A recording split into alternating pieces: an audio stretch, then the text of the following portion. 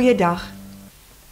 Het jy al ooit daaroor gedink, dat vir elke ster wat doodgaan, daar onmiddellik 'n miljoene nuwe sterre is wat gevorm word? Met die Hubble-teleskoop, wat seker nou ons oudste teleskoop is, wat ons weet wat konstant nuwe foto's aarde toe gestuur het, dan het ons net gesien, daar's kort nuwe sterrestelsels, nuwe dinge wat die mense ontdek, en ons besef net keer op keer, we ain't seen nothing yet. So ook, saam daarmee met die sterre, as ons by ons op die aarde kyk, ek was altyd dol oor die storie van die lewensiklus van die ladybird, of die naaldekoker, of die skoenlapper. Dan is ek altyd verstom oor die wonder wat nog gaan kom. In die papie stadium dink 'n mens alles is verby.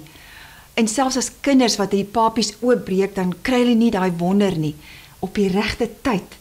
Wanneer dit daardie papie se tyd is vir die skoenlappertjie om uit te kom, dan is dit die wonder van die nuwe lewe. Selfs as ons kyk na 'n saad wat in die grond dood lyk, hy's onder die grond, is 'n klein saadjie, hy's dood, wat kan uit 'n klein saadjie kom?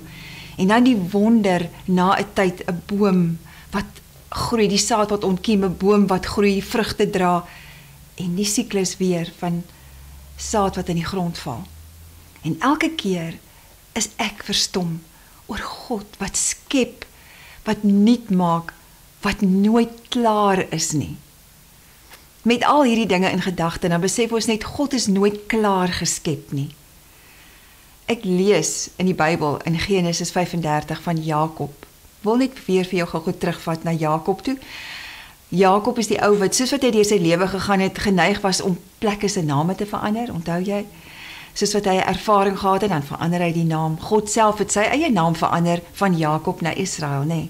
Jakob is die ou wat mos 14 jaar gewerk het vir Rachel, eintlik 7 jaar, toe gee haar pa eers vir hom haar suster, en toe hy nog 7 jaar gewerk mos vir Rachel. En ons lees in die Bybel, hy was die liefste vir Rachel. Maar toe die tweede seun gebore word, toe sterf sy, as gevolg van komplikasies. En op haar sterfbed noem sy hierdie seun, sy sê, hy moet genoem word Ben-Oni. Wat beteken? Ben beteken seun, en Oni beteken pyn en smarte. Maar ons lees dat Jakob 'n ruk later sy naam verander het na Benjamin. Wat beteken Ben, seun, en Jamin, sy regterhand. Seun van my regterhand. Ek is dol hieroor. Want as jy daaroor dink, dan besef jy, Jakob het eintlik gesê, nee, my seun gaan nie deur sy lewe gaan, met 'n naam wat hom konstant herinner dat sy ma pyn en smarte gehad het nie. My seun gaan deur die lewe gaan, onder my regterhand. Nou moet ek en jy onthou, veral in die Bybelse tyd, het die term van regterhand 'n baie kragtige woord gewees. Dit was 'n seën. Dit was, ons lees in Jesaja ook, ek wil nou vir jou daardie vers lees, waar God sê, ek red jou met my reddende regterhand. So dwars deur die Bybelse tyd het mense 'n geweldige waarde geheg aan 'n regterhand. Dit is krag, en dit was seën. En dit is waarmee Jakob sy seun die lewe wou instuur. Hy het 'n keuse gemaak. En nou wil ek dit terugbring na my en jou toe. En ek wil vir jou kom sê, dit is wat my gedagte vir vandag is wat ek met jou wil deel.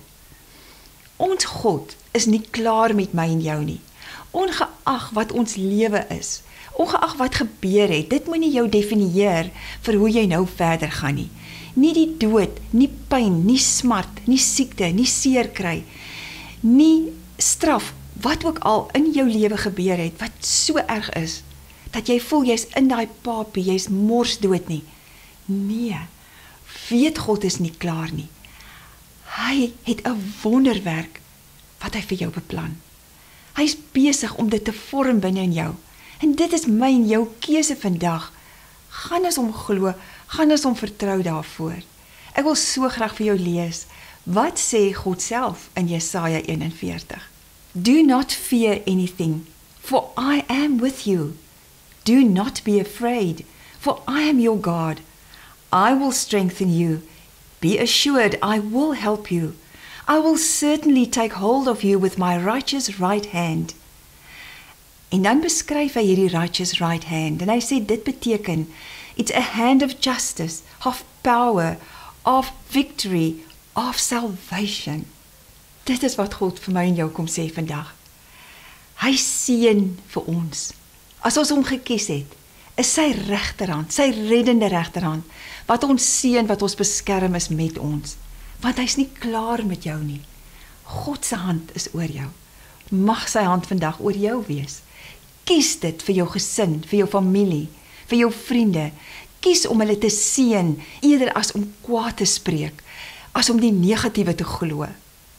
Ag, ek wil so graag saam met jou bid, want ek glo, as ek en jy saamwerk, om God se reddende regterhand op ons lewe uit te spreek, te bid, te vra, dit te sien in ons gedagtes, in ons geestesoog, sal ons 'n lewe lei waarin ons nie kan wag vir God se wonderwerk nie. Kom ons bid saam hieroor. My Hemelvader, ek dank U dat U ons vandag vashou met U regterhand. Ons is U dogter of U seun van U regterhand. Dis die hand wat regverdig oordeel, wat krag het, wat oorwinning verseker en by wie daar vryspraak is.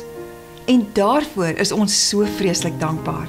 En ek loof en prys U heilige naam daarvoor. Amen. Ek groet jou vandag met hierdie seën. Mag God se reddende regterhand oor jou wees. Tot ons weer gesels. Totsiens.